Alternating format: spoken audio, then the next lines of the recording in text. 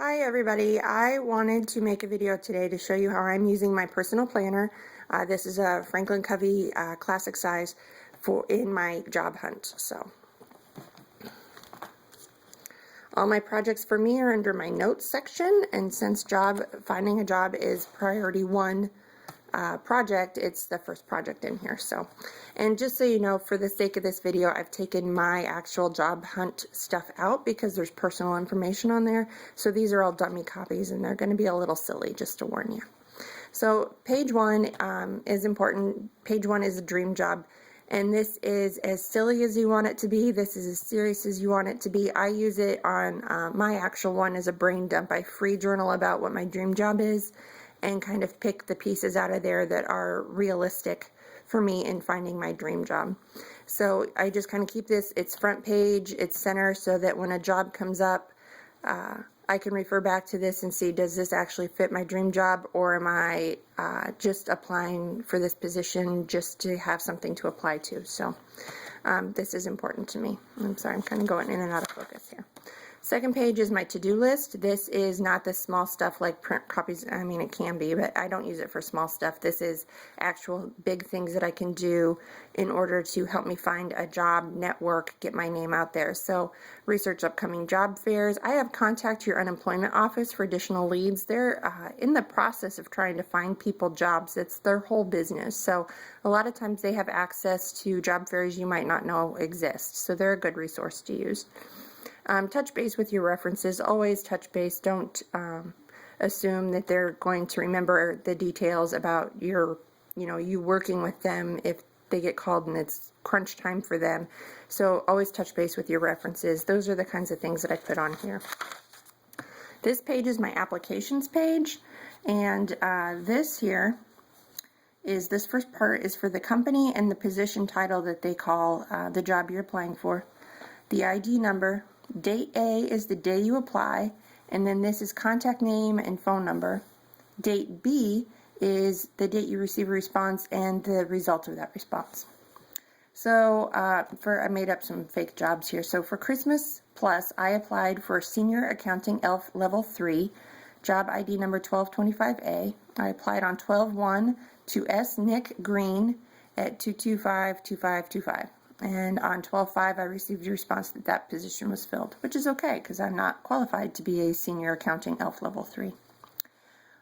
Here's Greenery Plus for Head Tree Trimmer. It is ID number 456A. I applied on 12/1 to Rosa Smith at 555-1212, and on 12/5, I received a response, and that response is I have an interview set up for the 10th of December. Job search websites. I use this page. My page, I have several pages of these actually. There is, if you think outside the box, there's a lot of places you can look online for jobs and specific companies. If you have a specific company you're looking at, look on their web page because they might have opportunities listed there. Even if it's consulting, short term, keep your mind open for those things. So I have these columns here that tell me what day I looked on there. And for my actual jobs, I try to look every single day. I try to hit up all the websites. Excuse me, I got a frog in my throat. So here I have on 11/26, I checked out monster.com. There was a job I wanted and I applied for it. That's what the box means.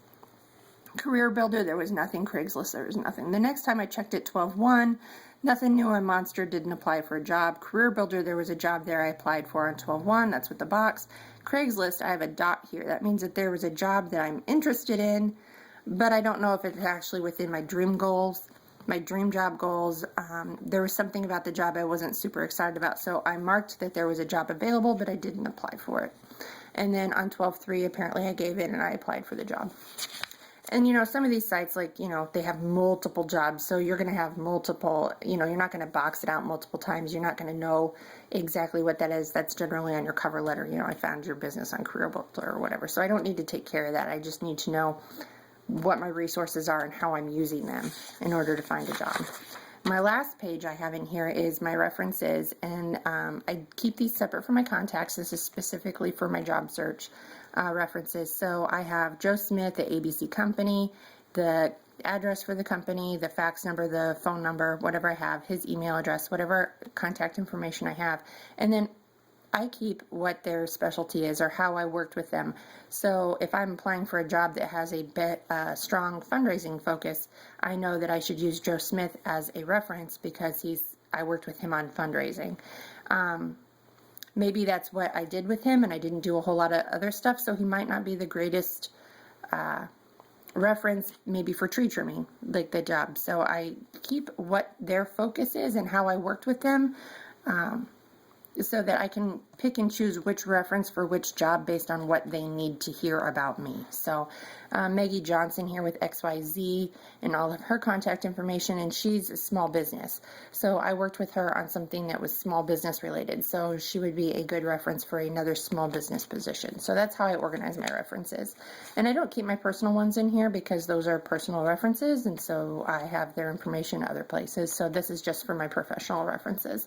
And also on here, on my real pages, I keep a running tally down at the bottom. And this is just a page I ripped out of one of my old contact books. I keep a tally at the bottom, like the last time I touched base with them. So I know that I didn't write it on here. That was bad of me. I'm sorry. But the last time I talked to Maggie Johnson was, 11/15.